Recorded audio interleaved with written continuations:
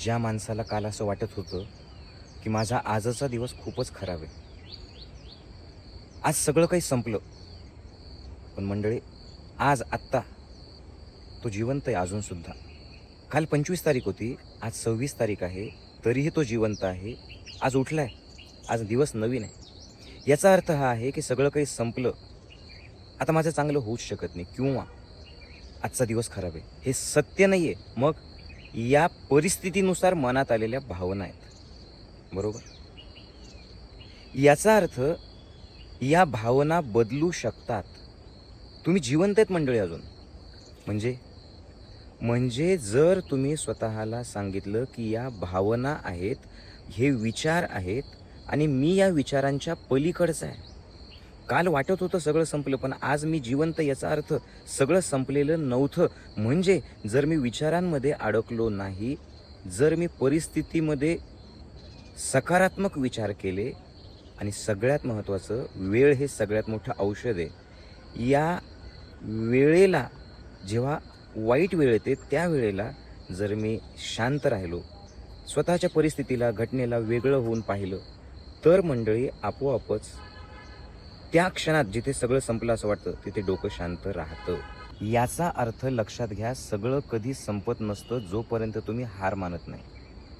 ठीक आहे, तुमच्या मनात नकारात्मक विचार आहे, दिवस तुम्हाला वाटते वाईट आहे, तुम्ही थकलात, तुम्ही रेस्ट घ्या, तुम्ही आराम करा, तुम्ही योगनिद्रा करा, तुम्ही चांगले सत्संग ऐका, तुम्ही थोडी विश्रांती घ्या. पण पुन्हा माझा दिवस येणार आहे, पुन्हा सगळं चांगलं होणार आहे, पुन्हा मी 100% माझं जीवन भरभरून जगणार आहे, हे डोक्यात नक्की ठेवा. 8 दिवस कायमचे नसतात, ते बदलतात. काल अंधार होता, आज प्रकाश आहे, आज नवीन दिवस आहे, तरीही तुम्ही आहात, म्हणजे तुम्ही जिंकलात. फक्त आपण काय करतो, पटकन प्रतिक्रिया देतो आणि आपल्याला असं वाटतं सगळं काही संपलं. बाबू काल मला बोलला होता की माऊलीजी आज खूप तणाव आहे, स्ट्रेस आहे, सगळं संपलं. आज तो भेटला. मी त्याला म्हटलं, का रे, आज तू अजूनही जिवंत आहे, सगळं संपलं होतं काल? तो म्हणे, माऊलीजी काल थोडासा स्ट्रेस असल्यामुळे नेटवर्क डाऊन झालेलं होतं, आज पुन्हा नेटवर्कमध्ये आलो आहे, ऑनलाईन दिसतंय आता सगळं काही. याचा अर्थ हे सगळं तात्पुरतं आहे. पटकन निष्कर्ष लावायचा नाही, सगळं संपलं असं म्हणायचं नाही. सगळ्यात महत्त्वाचं म्हणजे वेळ हे सगळ्यात मोठं औषध आहे. ज्या वेळेला तुम्हाला काहीच कळत नाही, तुम्हाला असं वाटतं सगळं संपलं, स्माईल ठेवा, विश्वास ठेवा, वेगळं होऊन श्वासाला बघा, विचारांना बघा आणि असं म्हणा की परमेश्वरा, मी सगळं काही सोडलंय. चूक झाली असेल तर मान्य करा आणि स्वतःला सांगा, झाली चूक देवा, आता मी पुन्हा करणार नाही. सोडून द्या परमेश्वरावरती आणि तो दिवस, आजचा दिवस जगा. वाईट दिवस तुम्हाला तुमची खरी ताकद आणि विचार दाखवतात.